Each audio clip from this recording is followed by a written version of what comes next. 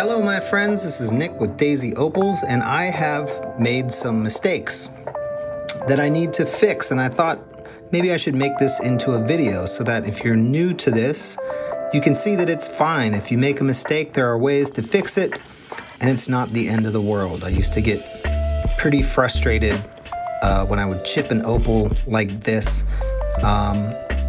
But yeah, it's not such a big deal. This is the first stone that I want to correct, and as you can see, there's a big chip off the bottom.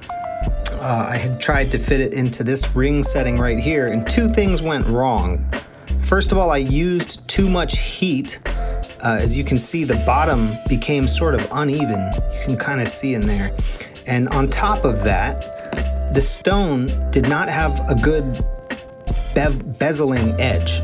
I keep getting bevel and bezel confused, so I'm sorry if I do. But anyway, this should be kind of vertical on the side here. It shouldn't go all the way down to a point. You can see that I did try to bevel the edge here, round off the edge, but it's just not good enough because it needs to be a little bit vertical and then kind of curl over on the top. And that wasn't the case, so as I started to close it inside of the setting, I heard a little chip sound and I was like, oh boy. And I took it out and I'm gonna fix it. I should be able to just throw it on a dop stick and do the setting edge correctly. So I'll just kind of grind around and try to make these sides vertical. And I may also have to take a little bit from the bottom, but I hope not, because as you can see on this side, the color sort of runs down. But to tell you the truth, that won't matter much if I'm bezeling the ring. This stone is the same case. It's another piece of coober pedy, and it seems like the setting edge is fine on this. I just didn't bevel the edges. There's this sharp corner, and so when I tried to close the edge, or when I was trying to put it into the setting, it chipped right here. Luckily, I don't know if you can see, but the color, it doesn't go right to the edge. So I'll be able to just kind of go around and reset this edge without losing too much color. And that's what I'm gonna do, throw that on a dop stick as well. The third stone, this bad boy that you probably saw in a video a while back. Not the most expensive stone due to all these cracks and stuff, but it's gorgeous and it will make an awesome pendant because it's pretty large. The bottom is just too thick. I bought the thickest bezel wire that I'd care to work with, and as you can see, it doesn't quite cut it. It's just not quite tall enough to cover the edges. And so what I'm gonna do is basically stick this on a dop stick upside down and reduce the bottom by maybe 1 or 2 millimeters, and then of course bevel the edge like before. It's also a little bit crooked. If you can tell, the color bar is a little bit crooked. I'm gonna see if maybe I can try to correct that a little bit first. So yeah, let's head over to the wheels and get this stuff done here. And I'll be able to make it into some nice jewelry. On to the 220 wheel here, where I make another mistake. I did not heat the stone enough when I tried to attach it to the dop stick, and so it fell right off. So remember, the hotter you get your stone, the better it's going to stick on the dop stick. Also, that 220 wheel is worn thin, and I just wasn't making enough progress, so I moved it to the 200 wheel, and I'm doing it by hand. And the whole reason to do it on a dop stick is so that you can spin it around, because if you just keep it in one place, obviously it's going to take the shape of the curvature of the wheel, and you want a flat bottom. So I was just really careful to keep spinning it. Do this at your own risk. It's much easier to get a flat bottom on a dop stick. But I think that's pretty good. And time to move back to the 220. And I start by just kind of evening out the sides a little bit.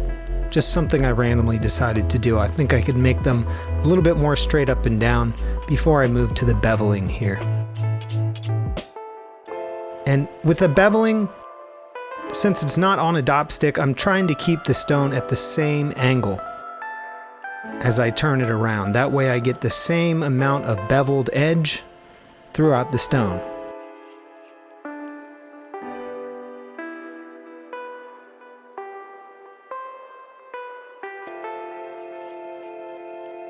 that gorgeous color under the new LED light that I used. Discovered that was better in my last video about lighting. If you haven't seen that, check it out.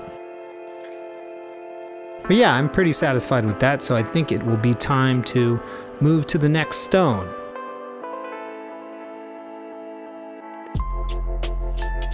Alright, so correcting this gorgeous piece of coober pedy opal, white base opal, and it shouldn't be too hard. The beveling here is going to take care of the majority of that chip on the side. You can see already it's pretty much gone. It's on that side there where the arrow was pointing is where the chunk used to be missing. Just making sure to get a nice vertical setting edge in that area.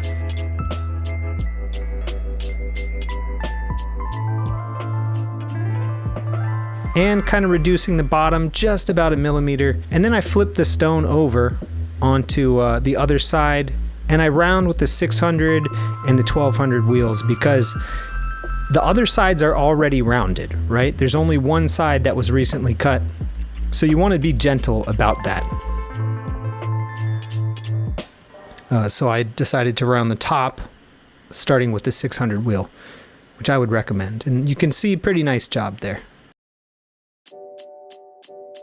On to the next piece of coober pedy. This one has another big chip out on the side. I start by lowering the bottom there, spinning it on the dop stick, and I'm using the worn 220 wheel because I don't want to go back more than about 1 millimeter. I mean, this is a gorgeous stone. I don't want to cut too much weight. And so this worn 220, the slow pace of it will do just fine. Already lowering it just like 1 millimeter and beveling the edge a little bit has taken out most of that chip, as you can see.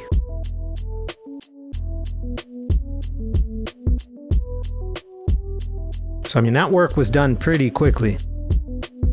Just inspecting to make sure it's smooth and that nothing's going to catch on the jewelry when I try to set it.